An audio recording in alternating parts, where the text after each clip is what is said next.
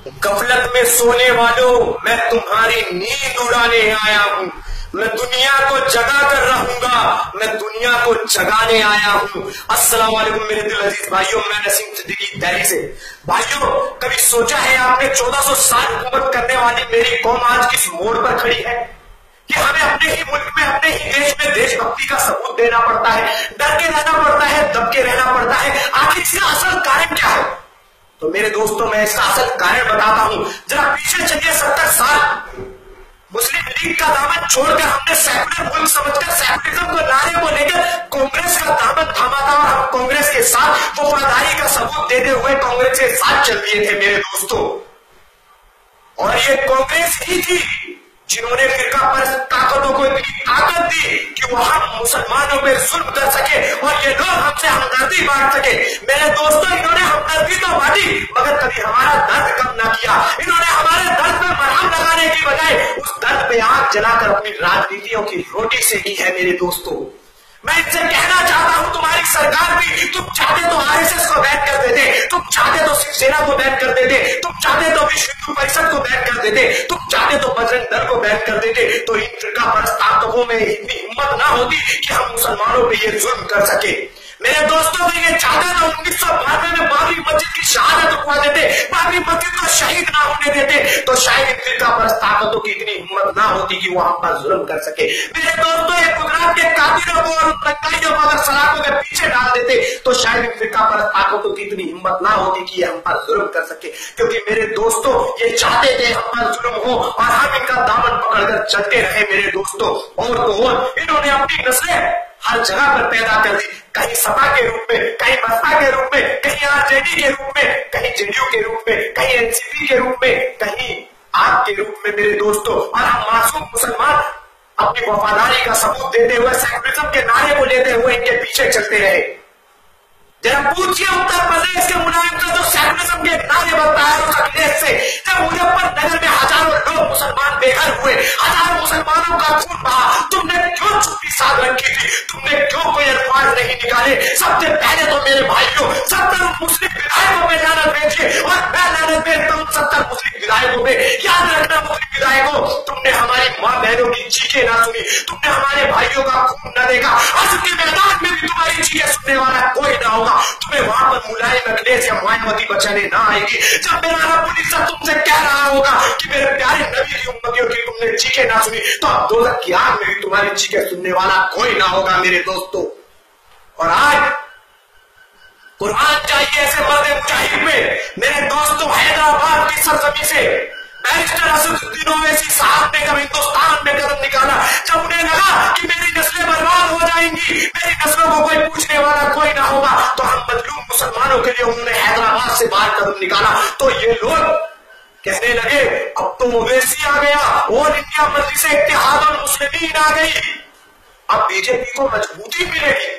मैं इनसे सवाल करना चाहता हूं मेरे दोस्तों, जरा इनसे पूछिए 543 सीटों में तुमने 380 सीटें इनको दे दी, क्या असदुद्दीन ओवैसी ने इनको सीटें दी है? क्या ऑल इंडिया मजलिस इत्तेहादुल मुस्लिमीन 543 सीटों में मिली थी? नहीं मेरे दोस्तों, हमारी पार्टी ऑल इंडिया मजलिस इत्तेहादुल मुस्लिमीन सिर्फ दो जगहों से इलेक्शन लड़ी थी, हैदराबाद से और सिकंदराबाद से मेरे दोस्तों।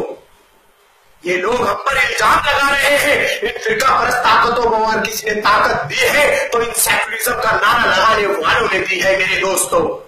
और आज ये लोग कहते हैं मेरे कायल बैरिस्टर असदुद्दीन ओवैसी साहब भड़काऊ भाषण देते हैं।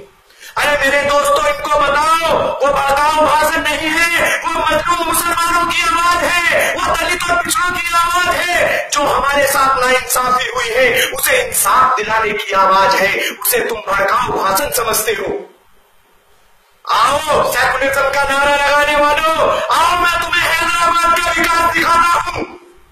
मेरे दोस्तों, जहां हमारे मुल्क में ये एमपी और एमएलए बनने के बाद ये लोग बड़े बड़े ऑफिस बनाकर, एसी लगाकर, राजगद्दी की कुर्सियां बनाकर उस पर बैठकर फैसले लेते हैं, वही मेरा कायल है कुर्बान जाओ ऐसी शख्सियत में मेरे दोस्तों, जो आवाम के बीच में प्लास्टिक की कुर्सी पर बैठकर एक पंखे के नीचे आवाम के मसलों को हल करता है। और वो हमारे विधायक भी उन्हीं प्लास्टिक की कुर्सियों पर बैठ के आवाम के मसलों को हल करते हैं मेरे दोस्तों।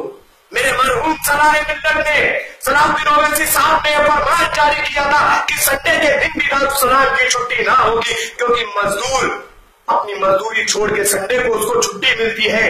उन गरीबों के लिए संडे की भी छुट्टी ना रखी कि वो आकर अपने मसले हल करा सके, अपने मसाइल हमारे सामने रख सके। मेरे दोस्तों, और विकास देखना है तो एजुकेशन का विकास दिखाता हूं मैं तुम्हें सेकुलर पार्टियों। जहां पर एजुकेशन के लिए मेरे कायद ने क्या किया है, मेरे कायद ने मेरे दोस्तों मैं आपको बताना चाहता हूं, इंजीनियरिंग कॉलेज बनवा रखा है, आर्किटेक्चर कॉलेज बनवा रखा है, मेडिकल कॉलेज बनवा रखा है, MBA कॉलेज बनवा रखा है मेरे दोस्तों, MCA कॉलेज बनवा रखा है मेरे दोस्तों, और तो और डी फार्मा कॉलेज है मेरे दोस्तों, सी फार्मेसी कॉलेज है, कॉलेज ऑफ MLS है मेरे दोस्तों। इतने सारे कॉलेज बनवाने के बाद एजुकेशन हैदराबाद का नहीं बढ़ेगा तो तुम्हारे ही राजनीतियों, तुम जो ये राजनीतियां करते हो, हमारे मजलूम मुसलमानों को जो शिक्षित नहीं शिक्षा नहीं देते हो, तो तुम्हारे शिक्षा बढ़ेगा मेरे दोस्तों। आज मेरे कायद ने उन गरीब मजलूम लोगों के लिए तो बड़े बड़े हॉस्पिटल बनवा रखे हैं। एक हॉस्पिटल 1800 बिस्तर का है, दूसरा हॉस्पिटल 2200 बिस्तर का है मेरे दोस्तों, जहां 10 रुपए की पर्ची कटती है और 3 महीने तक आप जितना मर्जी इलाज करवा दीजिए। मेरे दोस्तों, यही विकास वो पूरे हिंदुस्तान में करना चाहते हैं, यही एजुकेशन वो पूरे हिंदुस्तान में फैलाना चाहते हैं। तो इन लोगों को लगता है कि ओवैसी तो अब भड़काने आया है, ओवैसी तो अब जलाने आया है। अरे इस विकास को भी देखो मेरे दोस्तों, और मैं अपनी आवाम से गुहार लगाना चाहता हूं, मैं पुकार करना चाहता हूं कि ऑल इंडिया मजलिस इत्तेहादुल मुस्लिमीन के साथ हो जाओ, मजलूमों के साथ जो नाइंसाफी हुई है उसे इंसाफ दिलाने की लड़ाई में शामिल हो जाओ मेरे दोस्तों। असदुद्दीन ओवैसी के कंधे से कंधा मिलाकर चलो तो देखना इंशाअल्लाह ताला जिस दिन मजलिस कामयाब होगी ये फिरका परस्त ताकतें हमारे पैरों के नीचे होंगी मेरे दोस्तों।